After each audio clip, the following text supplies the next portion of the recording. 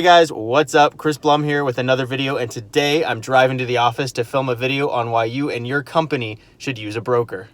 All right guys, I'm set up in the conference room where I think the lighting is best. I'm gonna go ahead and get started. But before I do, I just wanted to say a quick word about this channel. It's my intention to keep producing content around commercial real estate, leasing, and just the industry at large until I run out of ideas. So if it's at all interesting to you, or if you enjoyed the content, consider subscribing. And if you have any questions, leave them in the comments below and I will answer them. Jumping into the reasons why you should use a broker, coming in at number 1 is that it's free for you to use a broker as a tenant. At least in 99 out of 100 cases, it's gonna be free. And this is because the landlord typically pays the commissions in a commercial real estate transaction. Now I hear what you're saying.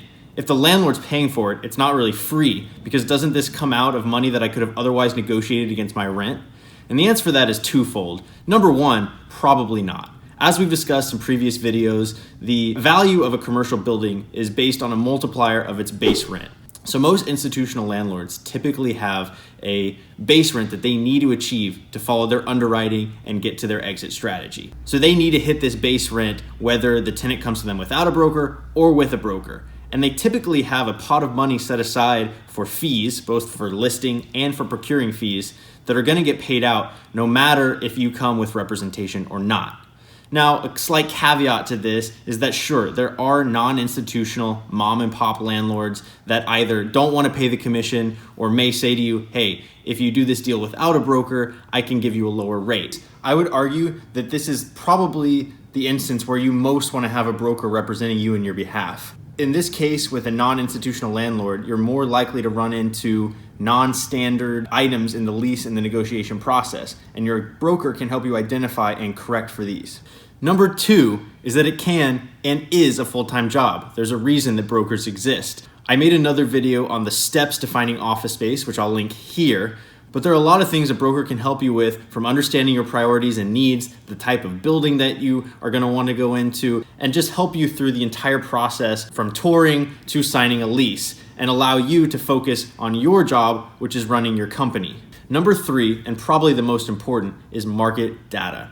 So I like to say there are 2 types of market data. There's static information, which is the information right now if you took a screenshot of the market. So pricing and availability at any given time. And this information these days you can find online. So LoopNet or 42 Floors will give you general pricing, and you can get a feel for what types of buildings are available, even maybe what suites are available and size ranges. Although I would still say the pricing, availability, and comps that your broker can provide you will be more accurate. But then there's also dynamic information. And this, I think, is what is more valuable for a broker to provide you. So this is the narrative. How did pricing get to where it is? Why are certain areas becoming more popular? Where are different tenant types going? So tech companies, law firms, where are they congregating? And also things like construction and development in an area. If a big tenant is moving in, is that going to increase traffic? Is that going to increase pricing? Off-market listings. Maybe your broker knows of a tenant that's outgrowing a space and is going to vacate, leaving an opportunity that would be perfect for you. These are things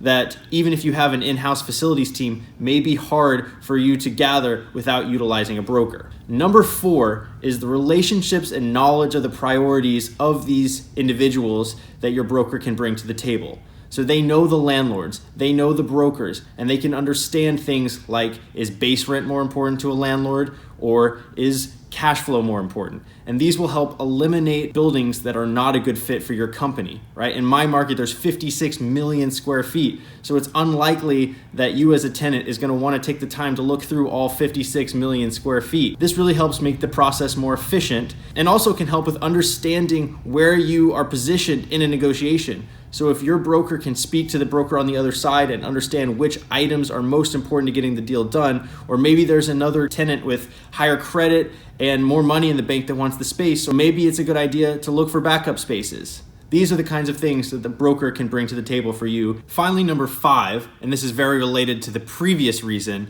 is the introductions that your broker can make to certain vendors and members of the community that can help your company. So a good broker is going to be very tied into the community. It's a relationship business. So they're going to know contractors, architects, lawyers, VCs and banks, furniture vendors, all of the things that can help your company through the transaction process and beyond to scale and grow and continue to do the things that you do. I hope these reasons made sense and would love to hear your comments and questions down below. As always, if you're enjoying the content, please consider subscribing.